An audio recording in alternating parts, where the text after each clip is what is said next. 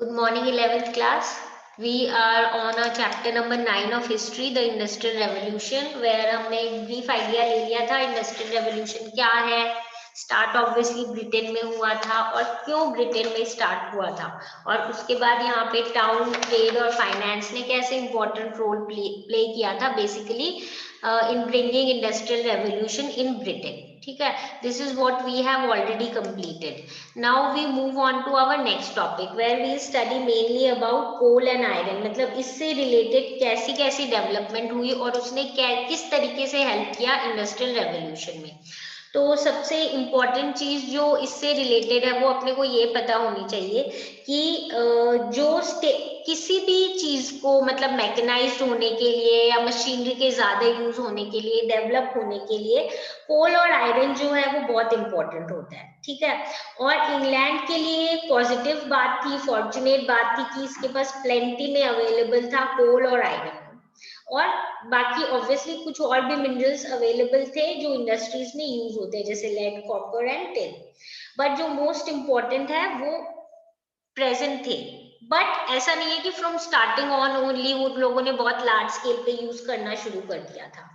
Actually the problem was that until 18th century में जो usable iron है ना वो इनके पास बहुत ज्यादा कम अवेलेबल था. मतलब कम अवेलेबल इन द सेंस ये कम को यूज कर पाए थे. वाई?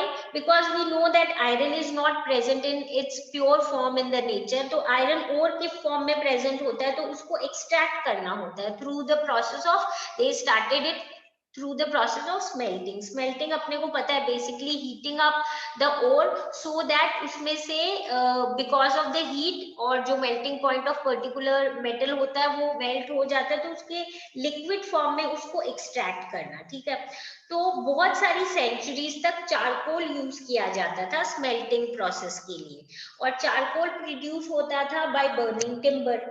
तो ये जो चारकोल प्रोड्यूस होता था इसमें कुछ प्रॉब्लम्स थी. ठीक है, क्या प्रॉब्लम थी? सबसे पहले तो फ्रेजाइल था, इतना मतलब अच्छी तरीके से एक जगह से दूसरी जगह ट्रांसपोर्ट नहीं कर सकते थे. It was not of you can say that quality. तो बहुत फ्रेजाइल था, somewhere it was not that strong and it was not easily transportable from, मतलब एक जगह से दूसरी जगह इजीली इसको ट्रांसपोर्ट नहीं किया जा सकता था, स्पेशली लॉन्ग डिस्टेंसेस तक. उसके बाद बेसिकली जो इसको यूज करके जो अपना आयरन प्रोड्यूस होता था वो एक पुअर क्वालिटी आयरन होता था क्योंकि उसमें बहुत सारी इम्प्योरिटीज होती थी. ठीक है, एंड देन बेसिकली हमें पता है चारकोल जब प्रोड्यूस होता था तो lot of would was being burn, timber was with was born. तो यहाँ पे सप्लाई भी शॉर्ट हो गई थी because forest gradually decreasing. Okay, अब इसके अलावा एक और जो प्रॉब्लम थी कि वो बहुत ज्यादा हाई टेम्परेचर जनरेट नहीं कर पाती थी, इसीलिए जो आयरन एक्सट्रैक्ट किया जाता था वो इतनी अच्छी क्वालिटी का एक्सट्रैक्ट नहीं किया जा पाता था. मतलब they could not do it because this charcoal did not produce very high temperatures and that is why the iron extracted was not of that good quality. So ये सारी problems इनको बहुत सारी centuries तक face करनी पड़ रही थी, but they were extracting iron through this means only because अभी तक कुछ नया नहीं आया था. now we will see कि कैसे इसमें चेंज आया. here we will see first of all कि ये जो प्रॉब्लम है ये कुछ सालों बाद obviously after lot of you can say development research solve हुई थी by a family of iron masters जिनको हम बोलते हैं डार्वीज ऑफ श्रोफ्सफायर. ठीक है, अब ये जो है ये बेसिकली इनकी 3 जनरेशंस, ग्रैंडफादर, फादर और सन, 3 जनरेशन जो है इन्होंने मिलके काम किया था और इन मतलब 3 जनरेशंस ने बहुत बड़े चेंज लाए थे in the way iron was used and it was produced. तो कैसे उसको प्रोड्यूस है उसमें बहुत सारे चेंजेस आए थे एंड इन सबको हम लोग कंबाइंड में ही बोलते हैं अब्राहम डार्बी. अब यहाँ पे एक चीज अपने को और ध्यान रखनी चाहिए, as you all may be knowing कि whenever we work in particular field तो हम उसमें क्या हो जाते हैं, बहुत एफिशिएंट हो जाते हैं, प्रो एफिशिएंट हो जाते हैं. बेसिकली क्यों प्रो एफिशिएंट हो जाते हैं? क्योंकि हमें हम समवेयर उसको एक्सपीरियंस से बहुत कुछ आगे उससे रिलेटेड लर्न करते हैं. So that is what was happening and this brought about the solution to problems which charcoal posed. इन्होंने क्या चेंजेस किए थे, इन्होंने बहुत सारे रेवोल्यूशन जैसे किए थे in the metallurgical industry.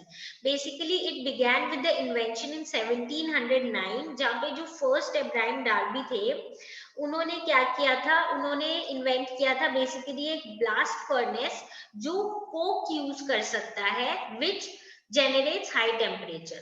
Coke actually एक ऐसा हम बोलेंगे जिस मटेरियल है जिसमें कार्बन कंटेंट बहुत ज्यादा होता है, that is why it produces large heat. So temperature high temperature produce होता है एंड देन उसमें से, और ये बेसिकली कहाँ से डिराइव होता है, फ्रॉम कोल. और उसमें से हम एक्चुअली में जब सल्फर और इम्प्योरिटीज निकाल देते हैं तो जो अपने पास कोक बचता है it comparatively produces more of heat and more of energy. अब क्या हुआ, इसके कारण जो हम देखेंगे मेल्टेड आयरन है from these furnaces was comparatively फाइनर and उस पे मतलब लार्ज कास्टिंग हो जाती थी पहले के कंपैरिजन में.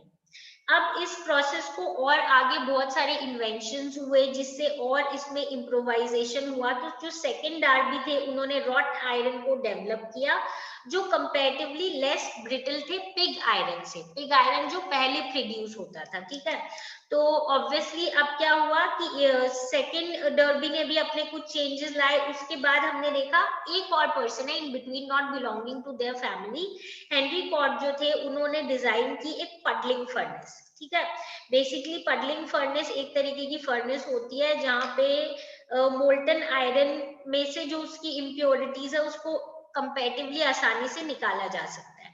एंड रोलिंग मिल भी उन्होंने यूज की जो स्टीम पावर यूज करती थी क्या करने के लिए, जो आयरन प्योरिफाइड आयरन है उनको रोल करने में इनटू बार्स. ठीक है, तो अब पॉसिबल हो गया था कि बहुत सारे आयरन प्रोडक्ट्स बना सकते हैं. आयरन ड्यूरेबिलिटी बढ़ गई थी और वुड के कंपैरिजन में बहुत सारे आइटम्स में अब आयरन यूज होने लग गया था. वुड से बहुत बेटर था क्योंकि इजीली बर्न भी नहीं होता था, केमिकल और फिजिकल रिएक्शंस भी कम होते थे, उनको कंट्रोल किया जा सकता था.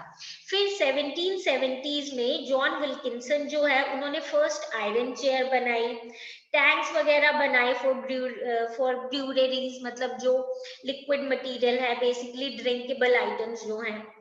और उसके बाद आयरन पाइप्स बनी सारी साइजेस की आयरन की. नाउ 1779 में आ गए अपने थर्ड दर्बी. जो अपने थर्ड दर्बी हैं इन्होंने क्या किया, 1750 से 91 के बीच वाले टाइम पीरियड में basically first even iron bridge बन गई थी इस टाइम पीरियड तक. ठीक है, बेसिकली रिवर के ऊपर से, सेवन रिवर के ऊपर से. विल्किंसन जो है उन्होंने कास्ट आयरन यूज की for the first time even to make water pipes. ठीक है, basically 40 miles of it from the to basically supply water to Paris. इतने 40 miles of it for the water supply to Paris, मतलब water supply के लिए भी अब ये लोग ये चीज ये यूज करने लग गए थे. नाउ आयरन इंडस्ट्री अब हम देखेंगे कुछ स्पेसिफिक एरियाज में एकदम कंसंट्रेटेड हो गई थी इंग्लैंड में, स्पेशली जहाँ पे आयरन माइन, ये आयरन स्मेल्टिंग और कोल माइनिंग जो है वो भी इंटीग्रेटेड फॉर्म में होने लग गए, मतलब आसपास से एरिया में ही फॉर्म होने लग गए. ठीक है, उसके बाद हम ये भी देखेंगे कि अब हाई ग्रेड कोल, हाई ग्रेड आयरन और जो यहाँ पे प्रोड्यूस होने लग गए और जनरली कोस्टल एरियाज के पास ही प्रोड्यूस होते थे ताकि वहां पे शिप बिल्डिंग भी आराम से हो सके और शिप्स उन आयरन को यूज भी कर सके ट्रांसपोर्टेशन के लिए. And then they became so develop कि जो ब्रिटिश आयरन इंडस्ट्री है वो 4 टाइम्स उसका आउटपुट बढ़ गया था बिटवीन 1800 टू 1830, 4 टाइम्स. और चीपेस्ट वो आयरन प्रोड्यूस कर रहे थे पूरे यूरोप में.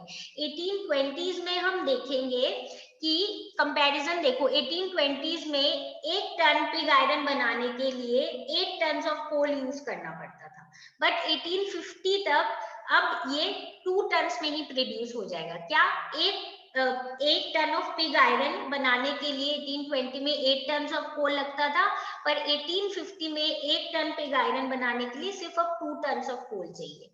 इतना तक के बाय 1848 ब्रिटेन जो है उसने इतनी आयरन स्मेल्ट कर ली थी अकेले, जो उस टाइम के पूरा वर्ल्ड मिला के नहीं कर रहा था। ठीक है, आई एम रिपीटिंग, अकेला ब्रिटेन इतना आयरन स्मेल्ट करता था 1848 तक, जितना पूरा वर्ल्ड साथ में नहीं कर पाता था।